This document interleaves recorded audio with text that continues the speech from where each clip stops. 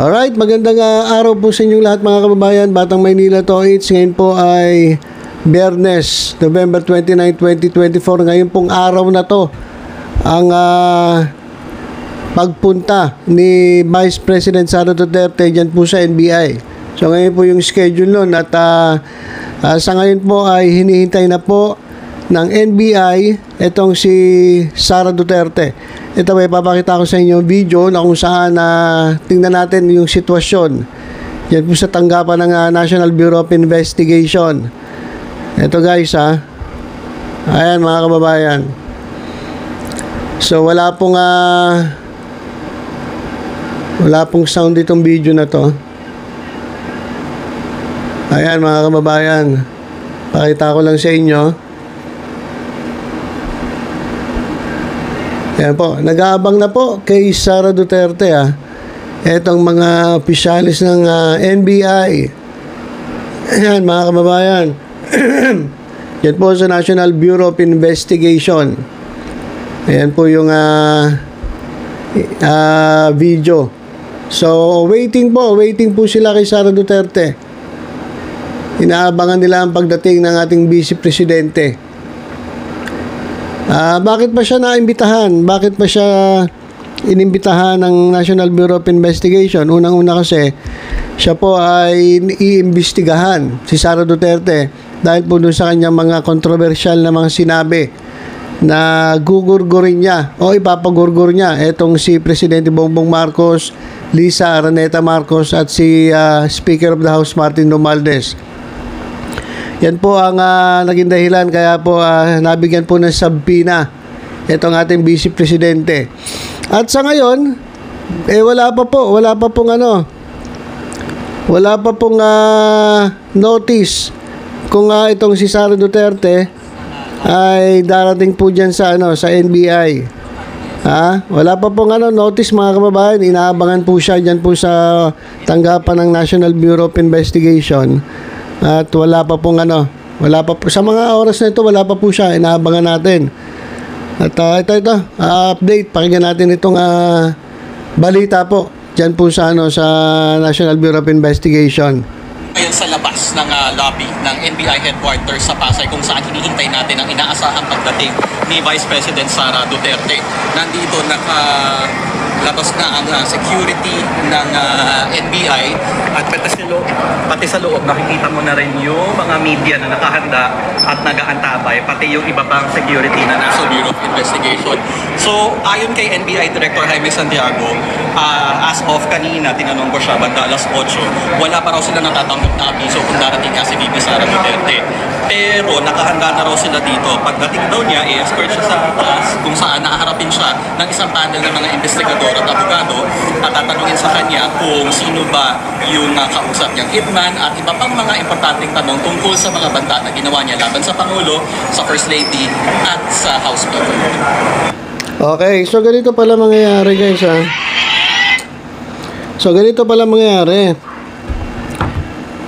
pagdating ni Sara Duterte dyan, diretso na po siya sa panel. So may nag-aabang na panel ng mga investigador at diretso salang na si Sara Duterte. Yun, tatanungin daw kung sino yung kausap niya na hitman, yung assassin. At siguro pagpapaliwanagin siya, ano bang sinasabi mo, Vice President? Paano lumabas sa bibig mo? Ano yung nasa isip mo nung sinabi mo yan? Kasi sabi niya, joke lang daw So dito magkakaalaman kung ano ba talaga yung sinabi ni Sara Duterte. Dito natin makikita kung aatras ba etong si Sara Duterte doon sa kanyang sinabi at paninindigan ba niya yung kanyang sinabi. Yun po yung yung mga abangan natin, kaya interesado tayo na makita kung ito nga kaganapan dito sa National Bureau of Investigation. Pero ang pinakatanong dyan yung dadating ba si Sara Duterte? Ayan mga kababayan yung katanungan, darating ba si Sara Duterte? Kasi itong taong ito mahilig din mangi-snub maraming mga imbitasyon sa kanya, ang dinidedman niya lang hindi niya pinapasin. Ilang beses siya inimbitahan sa Senado, ilang beses siya inimbitahan sa Kongreso o dyan sa House of Representatives. Hindi siya nagpapakita. May mga panahon naman na nagpapakita pero kadalasan hindi siya tumutugon sa panawagan ng mga nag-iimbita sa kanya. Tapos ngayon, ito naman, may sabpina ang NBI. Siguro naman sabpina, pag sabpina kasi, binding yan mga kababayan. Legal, legal document yan, legal request na hindi mo basta-basta pwedeng tanggihan. Sabpina po yan mga kababayan Hindi nga lang natin alam kung anong oras yun nakasulat sa sabpina. Hindi naman sinabi ni-indicate doon, pero siguro may nakasulat. Hindi naman natin nabasa yun. Nabasa nyo ba yung sabpina? Tingnan natin kung ano nakasulat doon sa sabpina. Check natin mga kababayan. NBI sabpina kay Sara Duterte. Sandali lang tingnan natin kung mababasa natin kung ano yung nakasulat. Ito. Ito mga kababayan, meron pala. Ito yung sabpina ang ibinigay nila. Teka, ayusin natin. Yan, ito yung sabpina mga kababayan. Yan, binigay nila kay Sara Duterte.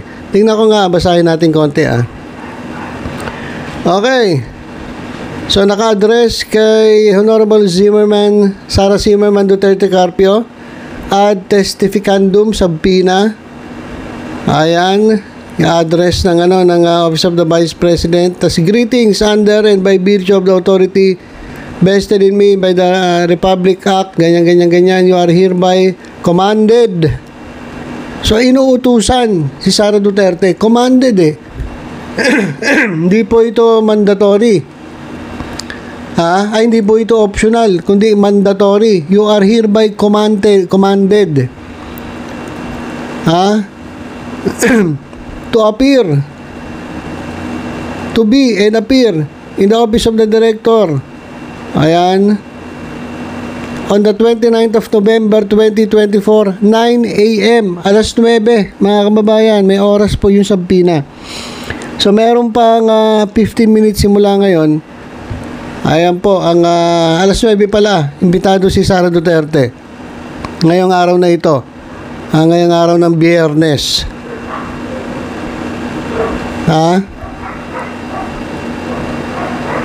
Okay, at ito'y pinirmahan noong November 25. So, may notice, matagal pa na pala yung notice. So, walang dahilan para sabihin na hindi ko natanggap yung sabpina. Kasi 25 ginawa yung sabpina, 29 yung investigation. At ang sino ba nakapirma rito? Huwag na natin basahin. Basta ito po ay galing po sa National Bureau of Investigation. So alas 9, mga kababayan, sabang-abang tayo kung ano ang mangyayari. Alas 9 po ang oras ng inaasahan si Sara Duterte na dumating dyan po sa NBI. Ito, live po si Mayor Hanny Lacuna.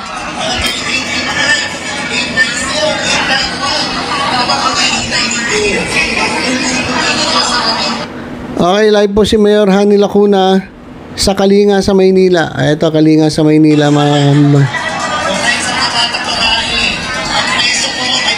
Okay, Kalinga sa Maynila. Tuloy-tuloy ang paglilingkod at pagtulong sa mga batang Maynila, sa mga Manileño ni Mayor Hanny Lacuna. Ayan mga kababayan. Okay? Ayan po, wala pa naman pa eleksyon Kaya ito nga si Mayor Hanny Lacuna, tuloy-tuloy lang sa paglilingkod. Tsaka mo na isipin yung election medyo matagal pa. Una muna serbisyo. Yaan mo yung iba dyan na kaya hataw sa pangangampanya dahil alam nila tagilid sila. Basta tuloy-tuloy lang ang paglilingkod sa lungsod ng Maynila ni Mayor Hanny Lacuna at ni Yul Serbo. Ayan mga kababayan. Tapos magpapasko na Yan, ewan ko kung nakahanda na yung mga panregalo para sa mga bawat pamilya ng Maynila. Ayan mga kababayan. Yan po, mayroong mga dentista, may medical mission din. Bukod sa pamimigay ng tulong, may medical mission din. may dentista, siguro may mga libreng check-up, libreng gamot. Ganyan po, dapat ang gawin muna ng mga tagapaglingkod ng mga lingkod bayan ng bawat lugar, bawat city, bawat lungsod sa buong Pilipinas. Wag mo na yung puro papogi. Wag mo na yung puro iniisip yung eleksyon, pangangampanya. Ay mas importante yung pangailangan ng taong bayan, pangailangan ng mga Manileño. Ayan mga kababayan, medyo ayan, si Mayor ata ang mag-check up at kinakamusta niya yung ating mga kababayan dyan sa lungsod ng Maynila. Alright, so yan lang po muna ang ating update. Maya-maya po ay mag-update ulit ko sa inyo kung ano na ang balita dito po sa NBI. Alas 9, ilang minuto na lang at dapat dumating na si Sara Duterte dyan po sa NBI. Pero wala pa po mga kababayan eh. Wala pa pong update. Ito na pala, dumating na. Nako, ito na.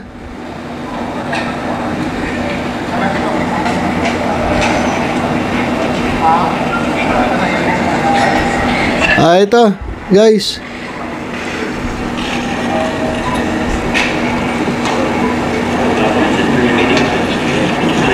Teka, ano natin kasi masyadong naharangan ng ilaw yung aking ayan, dito tayo.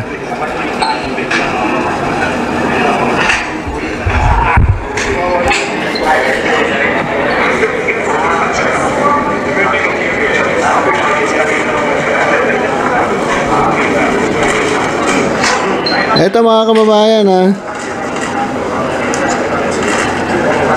Sara Duterte arrives at National Bureau of Investigation. Pero hindi ko pa nakikita si Sara Duterte Hindi ko pa nakikita Sara Duterte.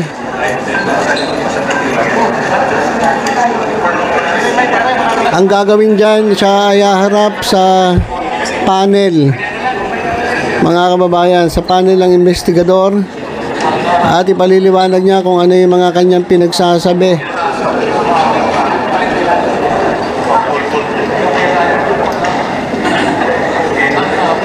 Kung bakit siya nakapagsalita at tatanungin daw kung sino yung hitman, yung kanyang kinausap na gugurgor kung sakali mang siya ay magurgor. Tatanungin ng NBI yan.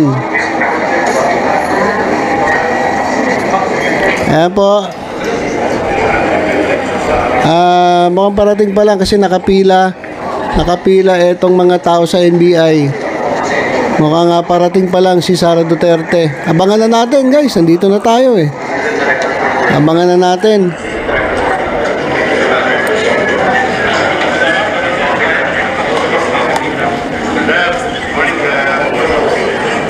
Siguro ano to guys, mga advance party. Mga abogado ni Sara Duterte, staff ng OBP. Ayan siguro yung mga yan. Wala pa po si Sara.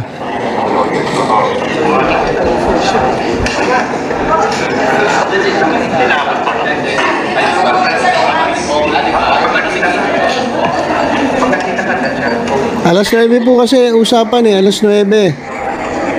Wala pa. Chichikahan pa sila. Nagchichikahan pa lang mga kababayan Wala pa.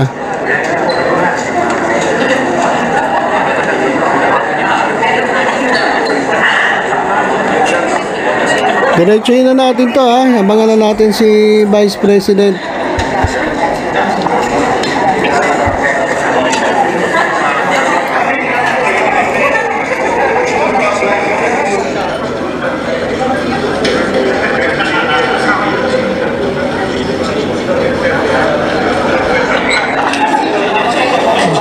Ayan, ang gagawin dito ay si Vice President ay imbestigahan dahil po doon sa kanyang threat sa Presidente Liza Araneta Marcos at kay Martin Romualdez.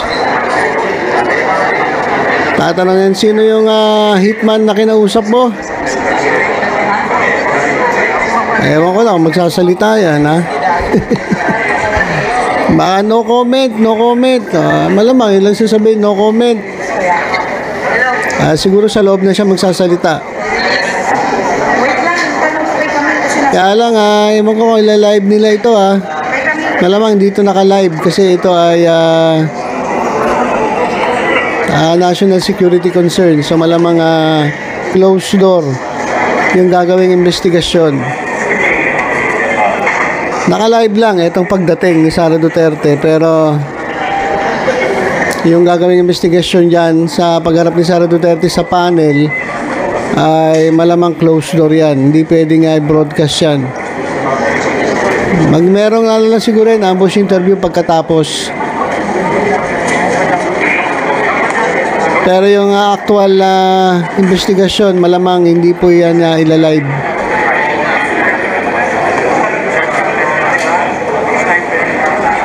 Wala pa.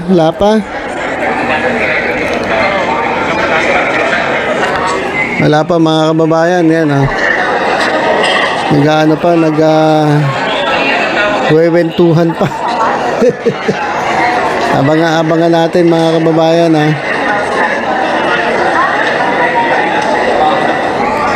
Ay, anong oras na Sara Duterte? Hindi pa, 6 minutes. Meron pa siyang 6 minutes. 8:54 pa lang. Baka saktong alas 9 niya kasi alas 9 ang nakasulat sa sabpina. Hindi mo basta-basta pwedeng tanggihan ng sabpina. Yan po ay binding, legal na dokumento na nag-iimbita sa sino mang gusto nilang imbitahan. Kaya hindi pwedeng basta-basta tanggihan mo yan kasi ikaw ay lumalabag sa batas kapag ikaw ay tumanggi sa sabpina. At kapag hindi ka tumanggi ka sa sabpina, ikaw ay i-issuehan ng warrant of arrest. Ganun po ata yan mga kababayan. Ang ibinigay na sabpina ay sa sabpina kay Sara Duterte ay duces tecum. Ayun yung ibinigay sa kanya para mag-testify dun sa kanya mga pinagsasabi. Okay?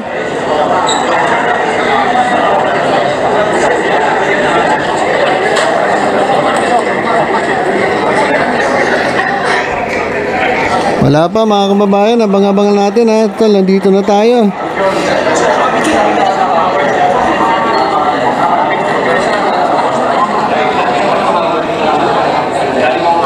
Yung advance party pa lang yun nandito mga kababayan, wala pa si Sara Duterte. Binabasa ko dito sa kabila. Yung advance party pa lang nandyan at full alert po ang NBI ngayong araw. Dahil nga po darating si Sara Duterte. Wala pa.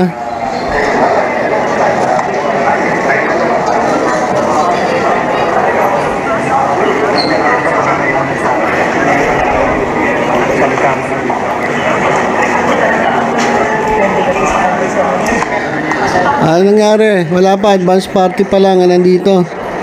Pero asahan na natin na darating Asahan na natin na darating ang Vice Presidente. Kasi may advance party na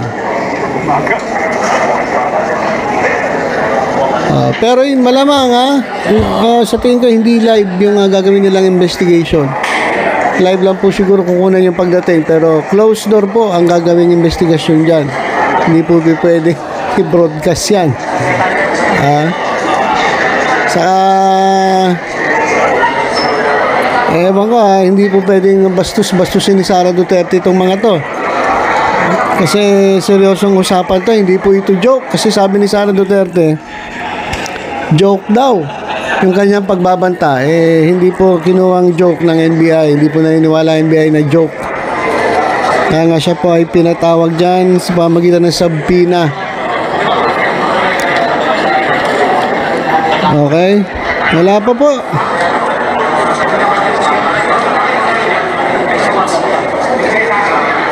At kapag babasahin nyo yung mga comment, mga kababayan, ito po, binabasa ko yung mga comment. Ilang comments ito binabasa ko.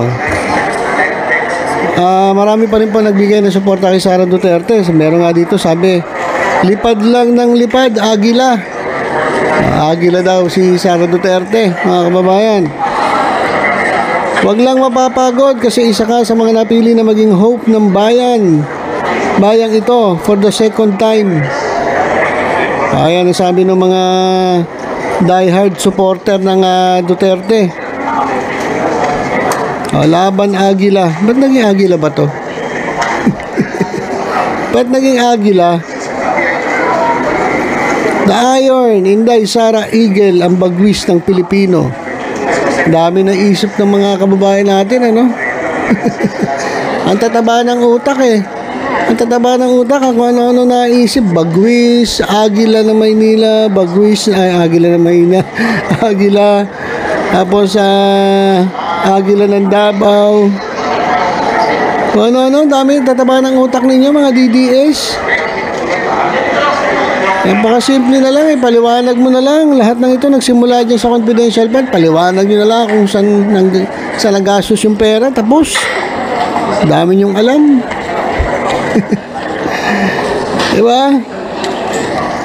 Ano na nangyari? Wala pa rin, panagkwentuhan pa rin, di pa rin nadating si wala pa rin Sara Duterte, mga kababayan eh. Hintayin na natin guys, hintayin na natin eh. Andito na tayo eh, naabangan na natin eh. Nagme-makeup pa. Baka nagme-makeup pa si Sara Duterte.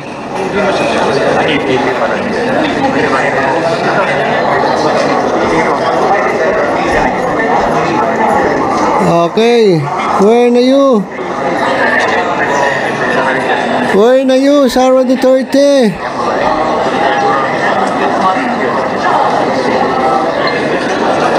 Ano nangyari?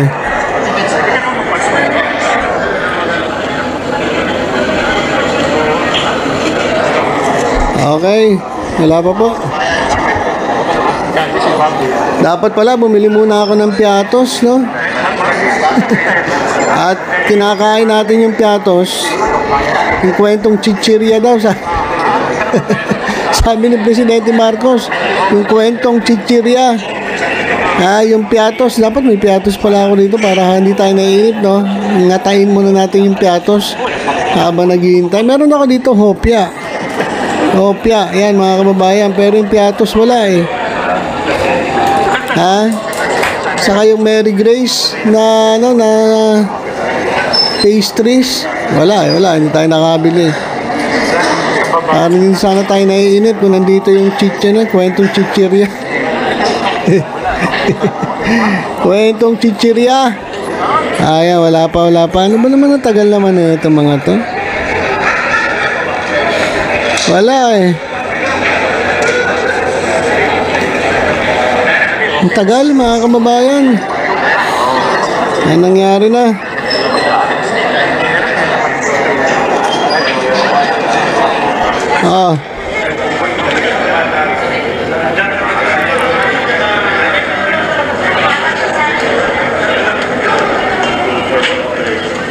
Anong oras na ba? Alas 9.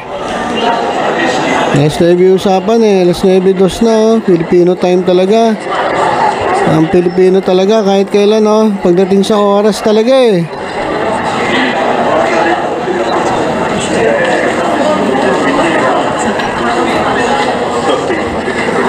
Nasaan na? Sara Duterte, saan ka na? Where na you? Wala pa.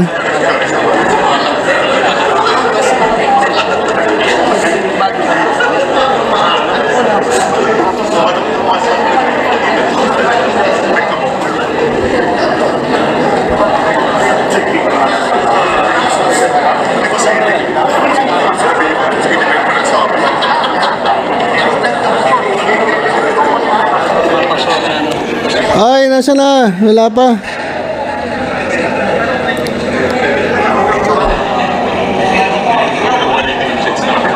Tagal naman.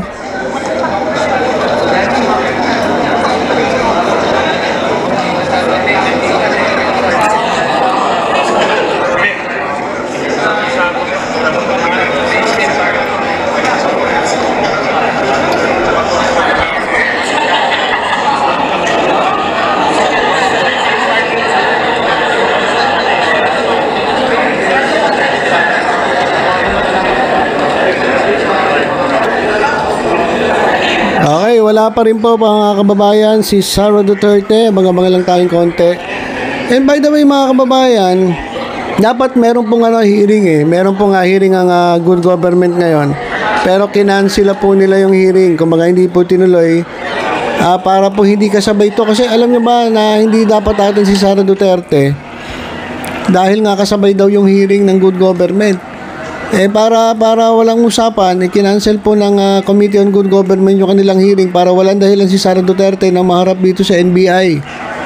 Kasi sabi daw ni Joel Chua, ginagamit pa sila para makaiwas sa NBI So ang ginawa ng Committee on Good Government, kinancel yung hearing para matuloy si Sara Duterte. Kaya napapunta na ngayon si Sara Duterte dyan sa NBI. Kasi dadahilan pa sila.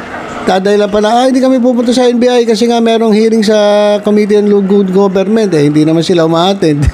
So para matapos yung pagdahidahilang ginagamit pa sila ni Sara Duterte, hindi na lang tinuloy yung hearing sa Committee on Good Government yan po sa Blue Ribbon Committee at para matuloy itong pagharap ni Sara Duterte sa NBI. So napilitan itong ating Vice President na pumunta dyan po sa National Bureau of Investigation. Pero sa mga oras na ito, wala pa mga kababayan. Wala pa rin po. Ang mga nandito ngayon sa mga oras na ito ay ang kanyang advance party. Advance party pa rin yung nandirito. So abang-abang tayo, hintayin lang natin mga kababayan